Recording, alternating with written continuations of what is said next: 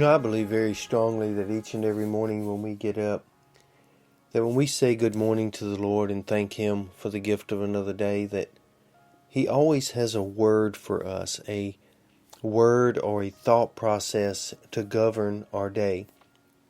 I believe that is the Lord's instructions and wisdom that He imparts to us each and every day. And the problem is that if we do not take the time early in the morning before life gets in the way, before the enemy has a chance to begin to cloud or muddy our thoughts, if we do not take the time, even if it's just for a few moments before we get started, to just listen to the voice of the Lord and put our focus and our eyes upon Him, then we are going to miss not only a lot of great things that God may have for us today, but we're also prone to be caught up in traps and distractions and things that really weren't meant for us to be involved in at all. But because we didn't spend that time with Jesus, we missed that, and it changed the course of our day. That's why it's so important that we always try to spend our morning moments with Jesus. So I do welcome you in this morning as we begin to look at Hebrews chapter 12. I want to look at verses 1 and 2. Wherefore, seeing we also are compassed about with a great cloud of witnesses, let us lay aside every weight and the sin which does so easily beset us, and let us run with patience the race that is set before us, looking unto Jesus, the author and finisher of our faith, who for the joy that was set before Him endured the cross, despising the shame, and is set down at the right hand of the throne of God. I believe we would be honest in saying this morning that one of the biggest obstacles we have to overcome each and every day is to not get caught up in distractions by losing focus. What we put our eyes on typically will dictate which direction we move in. Paul is writing here in Hebrews that it is very difficult to run a race looking backwards or looking to each side.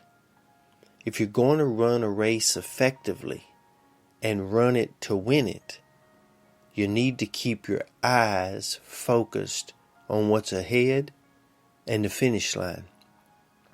See, he says in verse 1 that we are surrounded by a great cloud of witnesses. And I praise the Lord that there are people in glory and people around us that continue to cheer us on to stay focused. But if we put our eyes on people, then we take our eyes off Jesus. We don't need to get caught up in the applause of people or get caught up in the ability for people to try to discourage us or to talk down about us. What we need to do is continually keep our focus on what's ahead. And that is a great prize and a great crown, but also a great day if we keep our focus on what's important. We look in the Gospels and we see that Peter, when he had his eyes on Jesus, could do what no other man on earth could ever do. Only Jesus Christ was able to do that, and that was to walk upon the water.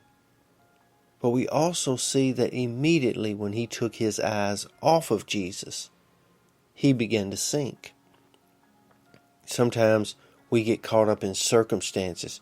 We get caught up in all the things that are around us, and we cease to be able to run our race and journey in life effectively. He says here in verse 1, the race that is set before you, not behind you. Can't do anything about the things you've already passed by. Not to the left or to the right, because that's going to make you stumble.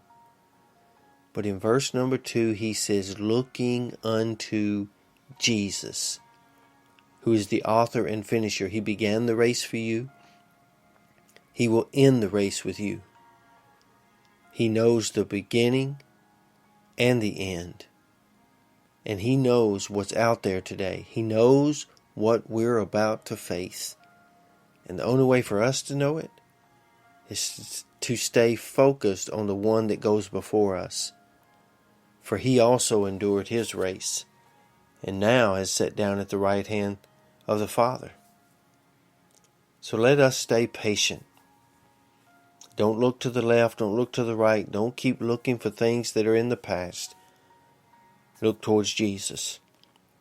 All eyes on Jesus today. I pray that blessing over you today, that you would be able to stay focused on what's important, and that's your walk with Jesus. You be safe, you be strong, you be blessed, and you be focused today. Because as we said earlier, we say again, today, all eyes need to be on Jesus. Spend your morning moments with Jesus. Spend all day long with Jesus. And He'll help you finish this race strong. Lord's will, we'll see you back here again tomorrow. And until then, have a great day.